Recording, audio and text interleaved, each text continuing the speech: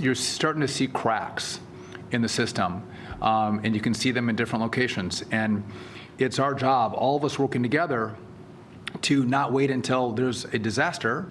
It's our job to actually see over the horizon what the issues are and fix it before there is an incident that we will seriously regret. And so Transportation Secretary Sean Duffy today unveiled a new package to, quote, supercharge the air traffic controller workforce. The FAA is on track to hire 2,000 controller trainees this year through its new streamlined 5-step program. That's what you see on your screen. It's a rigorous program where they have to pass a bunch of tests. It will also offer a limited time incentive package award of up to $10,000 to those who graduate from the FAA's academy. And what about veteran controllers? Well, they are eligible to retire, and they will receive 20% of their base pay for each year they continue to work before the mandatory retirement age of 56. The hiring overhaul comes after the tragic mid-air collision January 29th of an American Eagle passenger jet and a Black Hawk helicopter over the Potomac River. 67 people died in the crash, which occurred the day after Secretary Duffy was sworn in. Well, he joins me now live from the White House. Mr. Secretary, you didn't even go from the frying pan. You went straight to the fire on that day. It was just a horrible situation, but let me just ask you about the announcement that you made today, because the NTSB, the National Transportation Safety Board, says so far there have been 24 airplane accidents with 121 fatalities, 8 helicopter accidents, 18 fatalities. What do you believe this new program will do to stem that and squelch it? So first off, Liz, thanks for having me on the countdown. This is my first time actually joining the show. I had to leave Fox Business to come as a secretary and join you. So thank you for having me. Welcome. Listen, there's 2 parts of what has to happen with our system. There's an infrastructure piece, which we're going to talk about next week. The president mentioned that yesterday in the cabinet meeting. But this is the other piece. This is the human resource side of air traffic control. And so we're about 3,000 air traffic controllers short. It's been that way for about a decade.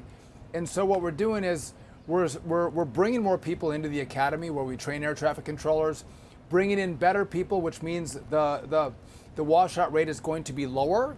And once we train them up and get them into the towers, we also have another problem. We still have retiring controllers. So if we can keep those experienced controllers actually on the job for a longer period of time, that's the differential that's going to help us get to a place where we're fully staffed. Again, keep controllers who are trained, bring in more new controllers, and we'll then get to a place where we have enough controllers to adequately navigate our airspace. I was surprised to see that the mandatory retirement age is 56. I mean, 56 is the new 30 as far as I'm concerned, but would you like to see that raised higher? So I can actually, as the secretary, waive that for individuals if they do a physical, but that's not the problem.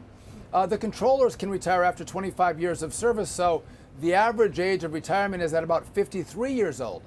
And so what we have to do is say, hey, listen, if you're 52, 53, you've done your 25 years, let's give you a bonus. We'll pay you up front 20% of your salary, stick around for another year or 2, and again, keeps more air traffic controllers helping with the staffing shortages.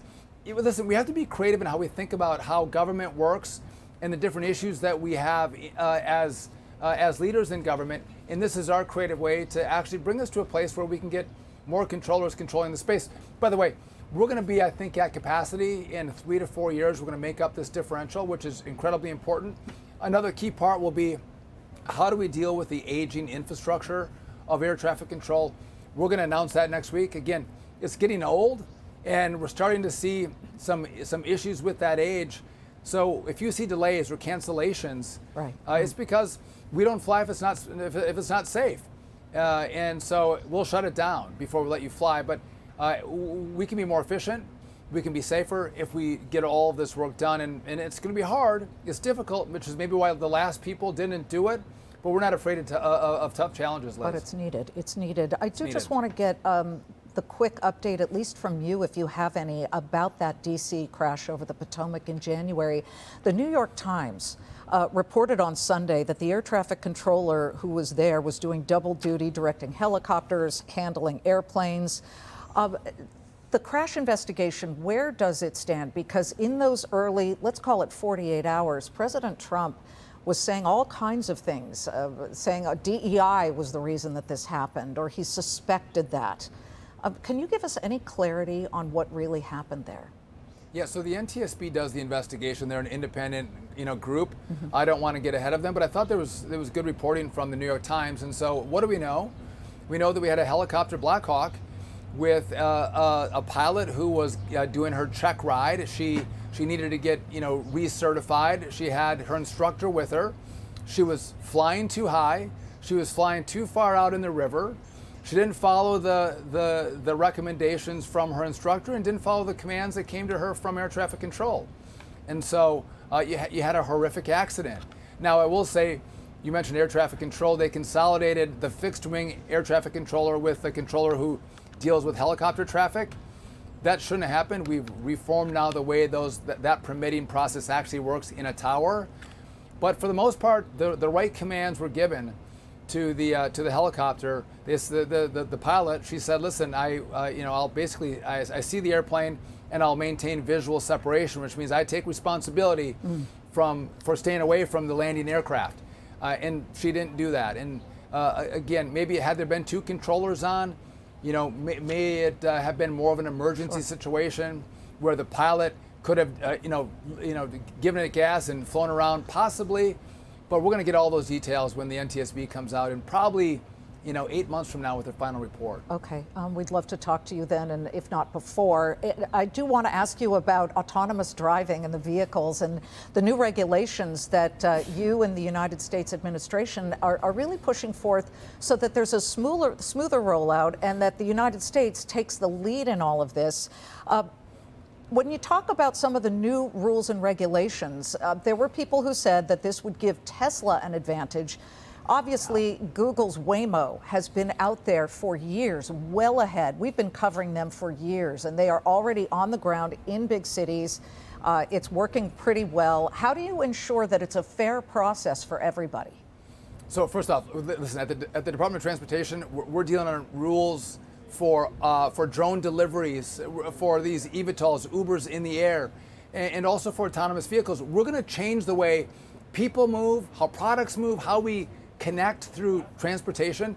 It's going to radically change. It's like the world before the iPhone is what's going to happen in transportation, and we have to have the right rules in place that allow the innovators to continue to innovate. They know the rules of the road, and again, what's the right speed to go with them to allow them to maintain safety, but also allow them to stay in America and innovate in America. Because again, if it doesn't happen here, it'll happen somewhere else. It'll happen in China. And so again, having good, smart rules in place for AVs, it's not about Tesla, it's about the whole industry. We can't have 50 different rules in 50 different states for autonomous vehicles. There needs to be one federal standard. And what we've asked for is better data, better reporting from the industry, so we can then craft those better rules and regulations that are going to allow the innovators to continue to innovate. And it's going to change, again, the way people move. If you're disabled, if you're elderly, autonomous vehicle technology is going to change how you move. If you're again, a disabled vet, this is going to radically transform. As well as drone technology, Liz, you're going to be getting your Amazon packages. You can get a hot cup of coffee in the morning from Google Wing. Like, this is going to, the way we move is going to change, and we have to do our job really well to make sure that technology, that evolution of these spaces is happening right here. I don't want Chinese cameras, Chinese drones, Chinese autonomous vehicles in America. I want American companies that are going to give us American jobs that are going to drive the world in this technology in the future. Yeah, I don't want the Chinese knowing that I'm having a taco air delivered. Okay, no, we've been talking about taco drones for 15 years. I can't wait to see this. Secretary, we didn't get a chance in the early days because it was so busy to congratulate you. You're part of the Fox family in the past, so we appreciate it. And do let us know about any of the future developments on whether it is drones or what you're going to announce next week on more FAA controller information. Thank you. 100% I will. Thank you, Liz. Thanks for having me on. You do a great job. Love you. Thank you so much. We would pass each other in the hall, James. And That's it's like, gotta go. We were always running. But this is the most I've ever talked to you, so thank you. That's so great. Good Thank to you. see you, Sean.